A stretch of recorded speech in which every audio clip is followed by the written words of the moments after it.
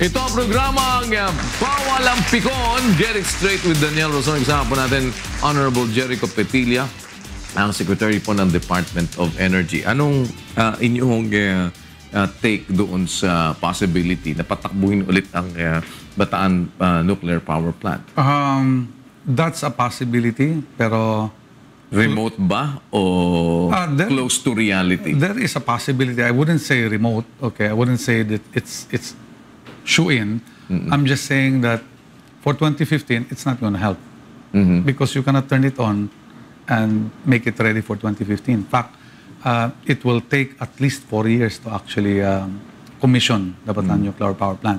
Now, kung papasok si Bataan Nuclear Power Plant, it's not because of 2015. It's because it becomes part of the portfolio ng bansang to na merong nuclear power plant more than anything else. But politically, do you think that it will help the administration if you're going to parang run the Bataan Nuclear Power Plant again?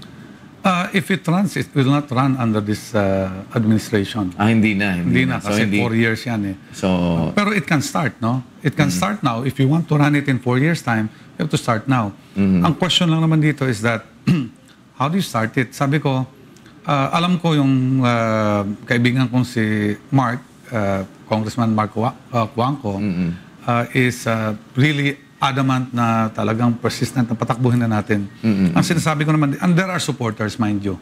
Merong iba na nagsasabi na let's run it.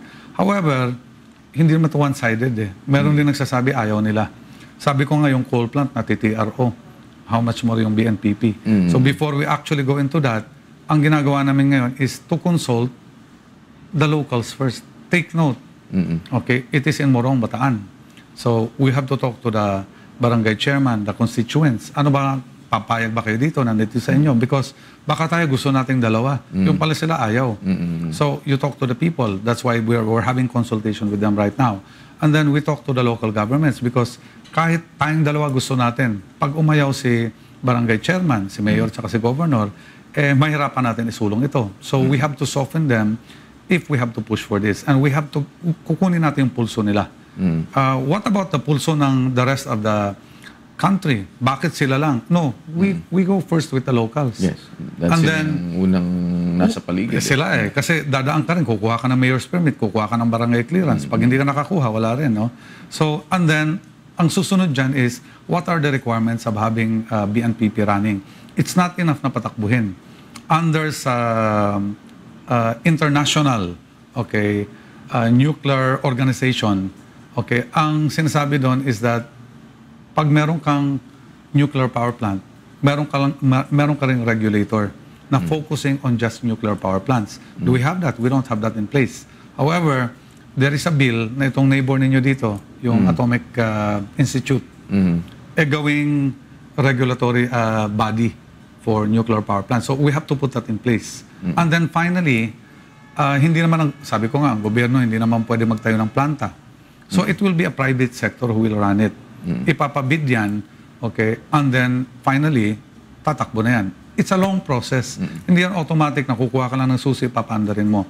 And the social acceptability para sa akin is of primary importance. Ngayon, ang pinag-uusapan ho kasi dito, power crisis, hindi ba ang hinaharap na naman natin ngayon pagtaas ng presyo ng kuryente? By 2015 sa summer, although market prices ang sinasabi natin na we want the rates to be market prices driven. During that time, because there is a shortfall, tataas talaga ang presyo ng kuryente.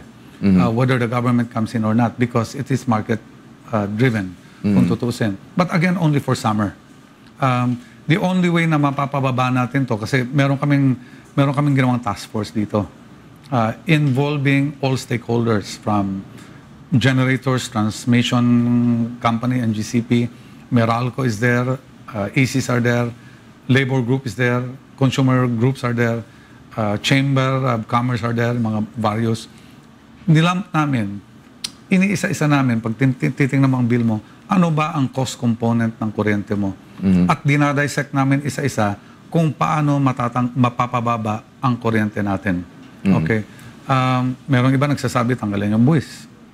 Merong iba nagsasabi na ang generation cost mataas. So we can make we can lower that, we can have a plan for that, no? But i-dissect natin yan talaga. But the bottom line is, the biggest component why if we compare ourselves with Indonesia, bakit mahal tayo, is that we don't have any subsidy.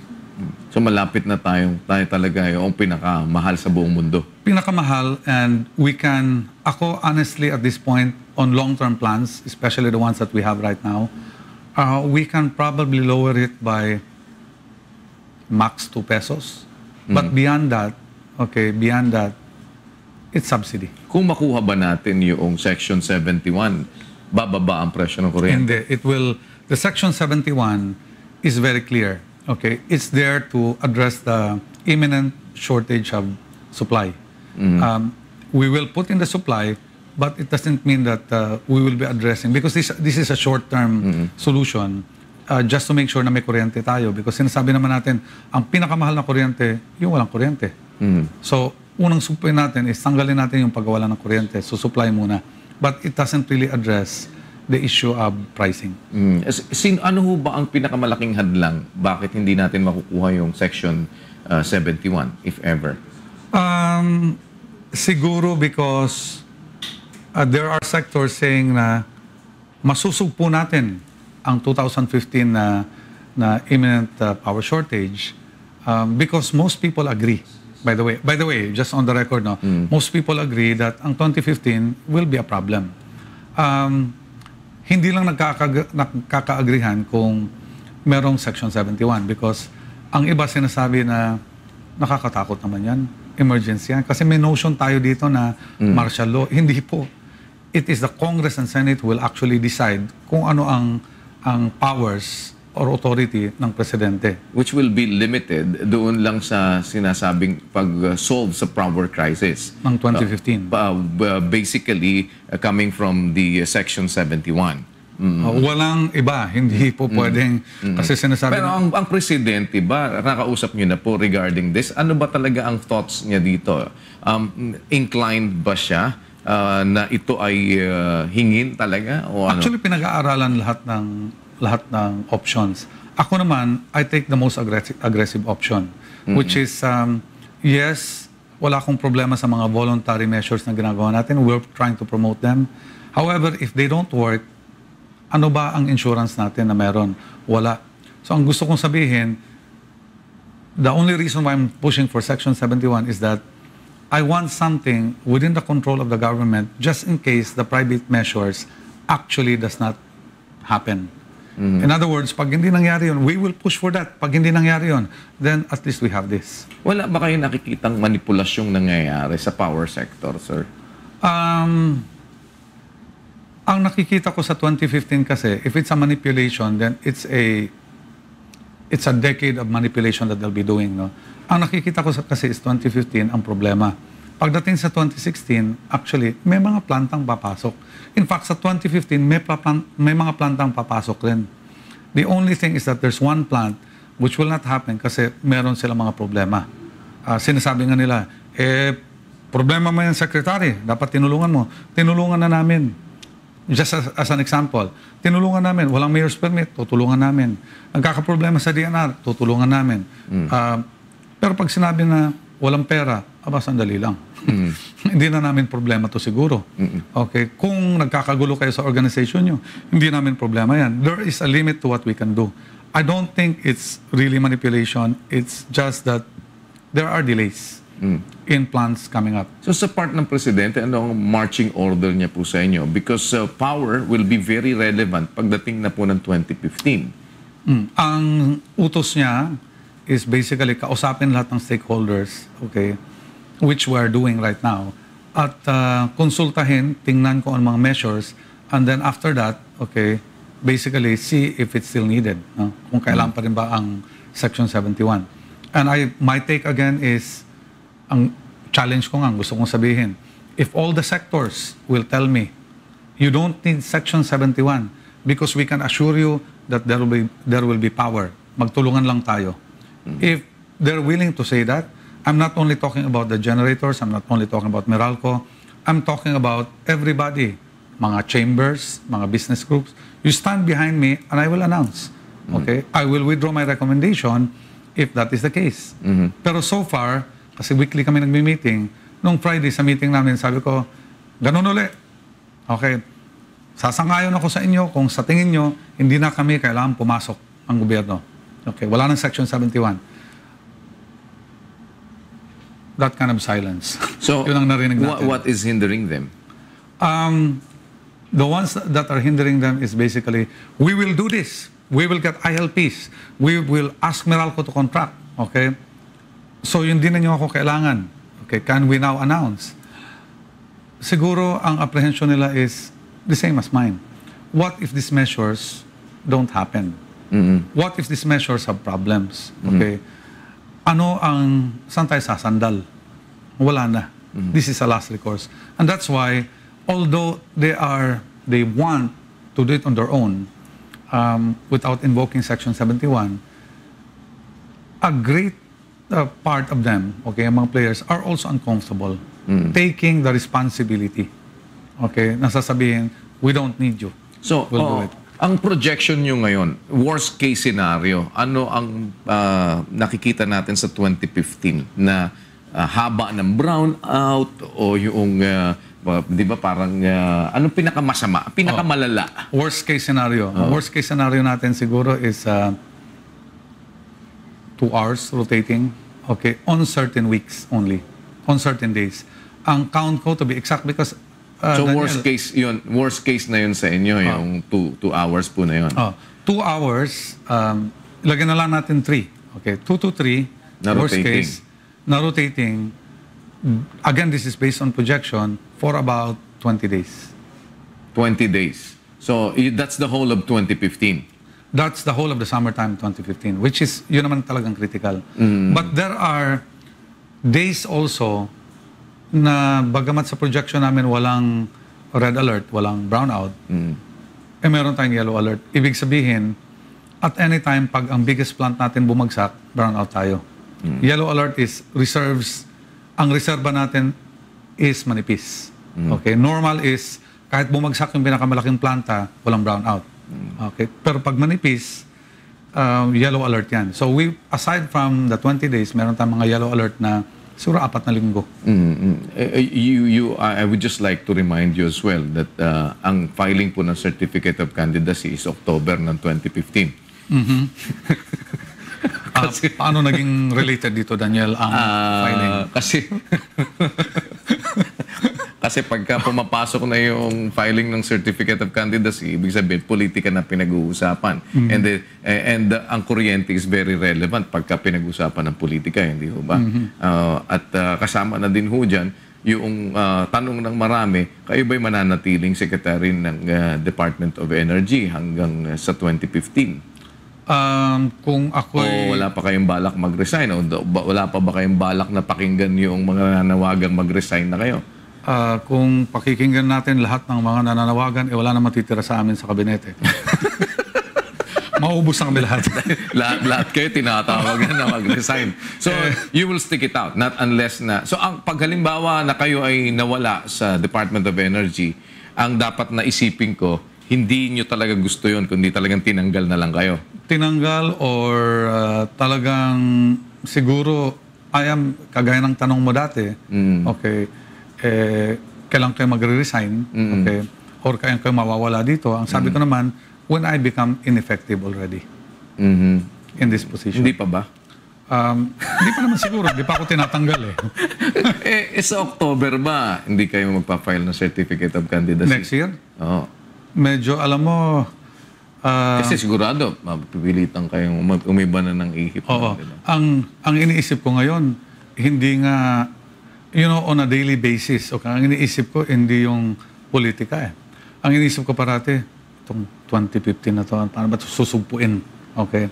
Itong mga plantang mag-online, every time, because ang NGCP kasi, ang grid operator natin, halos every hour nagpapadala yan ng text sa akin. Sinong bumagsak, sinong nag-down, sinong nag-online, sinong nag-derate. Okay? In fact, nananaginip na ako Okay? Dala niyo na sa pagtulog niyo. Oo, pag sa tulog ko, pag sinasabi ko, pag ako'y nananaginip at sinasabi ko, kalaka, sabi ko sa misis ko, hindi pangalan ng babae yan. Pangalan ng planta yan. Huwag kang mag-alala.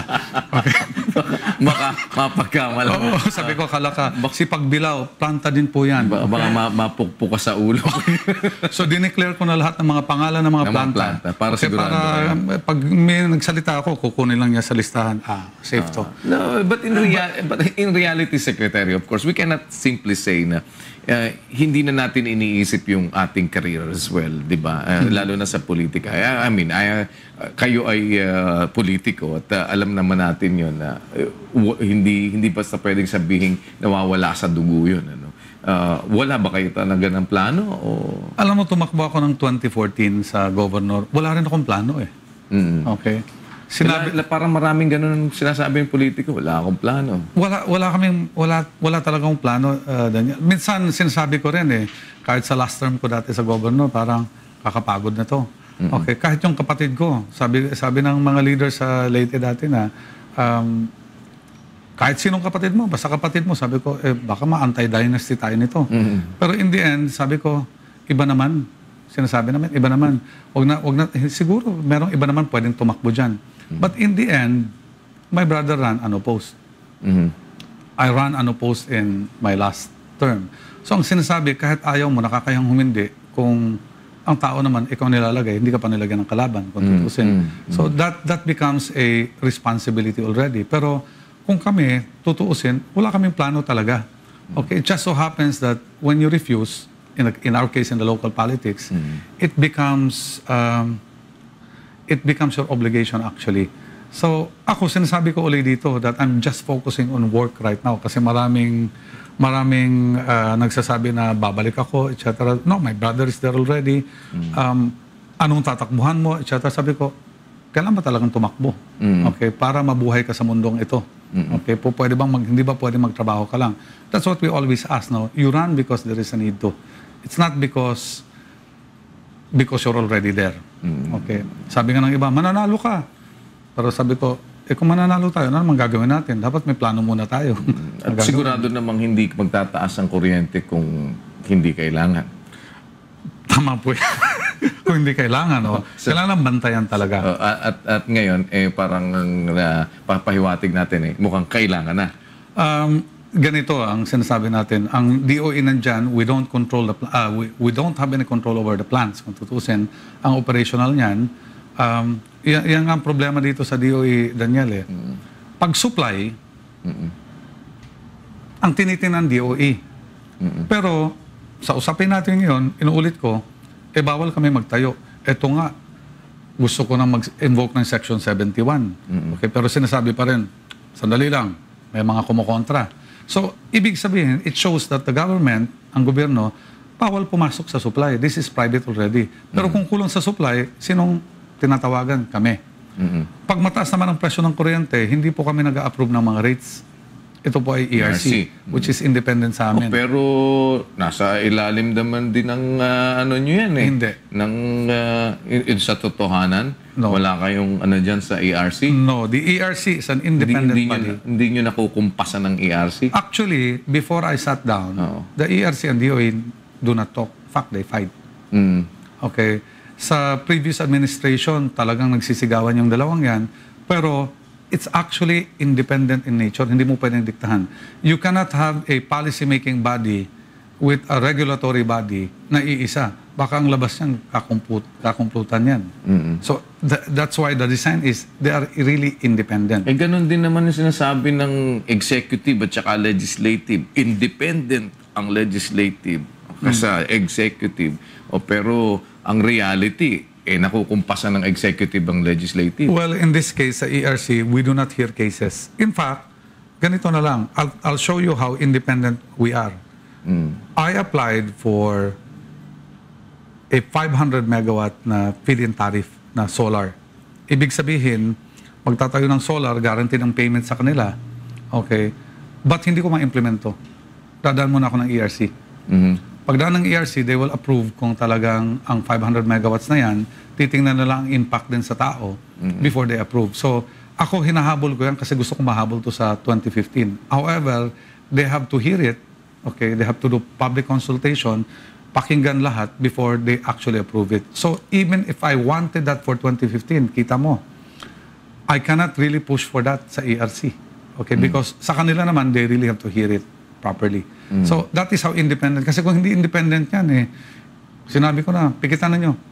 I-approve na nyo lahat. And I can't do that sa ngayon. So it's an independent body, no matter how we look at it. Pero I don't appoint them. But if you're going to assess everything, talagang magkakaroon talaga ng pagtaas, hindi ba, ng presyo ng During summertime. kuryente. During summertime, market prices yan, pero market-driven. And by the way, Daniel, every summer tumataas ang presyo ng kuryente. Okay, because ang presyo sa WSM tumataas because the supply Malaki rin becomes very tight. Pagdating naman ngayon, laki naman sobra natin. Kaya minsan 2 piso lang ang WSM. Matanong ko kayo, bago ko kayo pakawalan, Secretary, may kaaway ba kayo sa mga kasama nyo sa kabinete? Wala naman sa pagkakaalam ko. Parang Sa pagkakaalam ko. pagkakaalam nyo. Oo, wala naman akong kaaway dyan. Wala namang galit sa inyo. Wala naman akong alam na may galit sa akin. Pero maraming kumukontra sa inyo. Hindi naman kumukontra sa akin. Siguro yung iba lang kumukontra sa mga directions natin sa policy because they feel there's a better way of implementing it. So, ba't hindi ho sila ipalagay nyo sa DOE? Pwede ko rin i-recommend yun. Maraming salamat po, Secretary. Secretary Jericho Petilla ng Department of Energy. Dito lang po sa programang Bawal ang Pikon. Get it straight with Daniel Razon.